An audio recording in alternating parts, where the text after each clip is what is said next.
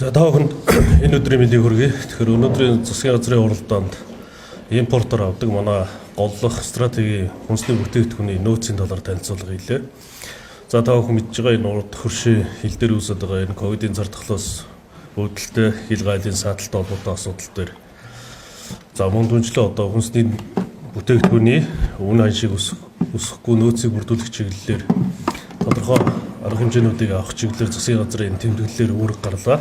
Өөрөөр хэлбэл за энэ дээр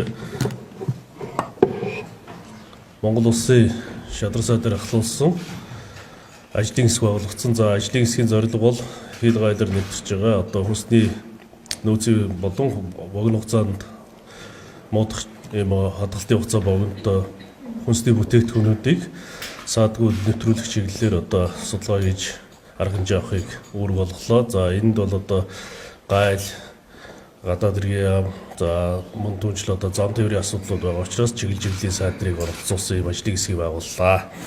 Мэдээлэл болгоод хэлэхэд өнгөрсөн он бид нар засгийн газраас санаачилж гол нэрийн хүнсний бүтээгдэхүүн бүх төрлийн булдаа болон 9 чихэр ургамлын тосыг гайлнуудын дотроос чөлөөлсөн. За энэ хүрээнд бол өнгөрсөн оны 4 сараас эхлээд манай энэ гол нэрийн хүнсний бүтээгдэхүүний нөөц 2.6 дахин өссөн. За энэний үр дүнд бол бид нар бас үнийг бас доктортой хэмжээнд барих боломжийг бүрдүүлсэн. Гэхдээ одоо өнгөрсөн 6 сараас эхлээд энэ олон улсын тээврийн үйл ажиллагаа саацсантай холбоотойгоор хэдийгээр бид нар захиалсан боловч аж ахуйн нэгжүүд маань одоо захиалаад татхад бэлэн болсон бүтээгдэхүүнүүд хилийн зааталд одоо импортлогч орны гайл одоо зөөр агуулхад одоо хадгалагч байгаа ийм нөхцөл байдал үүсэж байна. Тэгэхээр өнөөдрийн байдлаар бол одоо хүнсний гол нэрийн бүтээгдэхүүнүүд бол одоо хомсдол орсон зүйл алга.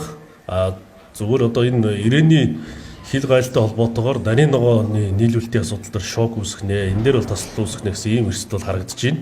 Энэ бол одоо бодиттой яа тэгэхээр ирээний хот маань одоо хил гайлаа хизээ нээх нь бол тодорхойгүй байна. Зүгээр гол нэрийн хүнсний бүтээгдэхүүн болох одоо будаа 9 чихэр одоо ургамлын тос гэдэг юм уу тийм ээ. Энэ бүтээгдэхүүнүүдийн маань нөөц бол зохистой түвшиндээ буюу 20-42 хоногийн нөөцтэй байна. Тэгэхээр энэ дээр бол одоо бид нар энэ богино хугацаанд энэ тээвэрлэлтийн арга хэмжээг авч чадах юм бол энэ бүтээгдэхүүнүүдийн нөөц дээр бол одоо ямар нэг асуудал үүсэхгүй нэ гэсэн ийм дүгнэлттэй байна. За тэгэхээр одоо энэ ажлын хэсгийн гол зорилго бол ойрын хугацаанд энэ хил гайлаар хүнсний бүтээгдэхүүнийг тусгай гормоор нэвтрүүлэх ямар боломж байна. Энэ дээр одоо судалж хамтын шийдэл гаргахаар ийм ажлын хэсгийг засгийн газраас өнөөдөр тэмдэглэлээр үүрэг болгож шааргалаа.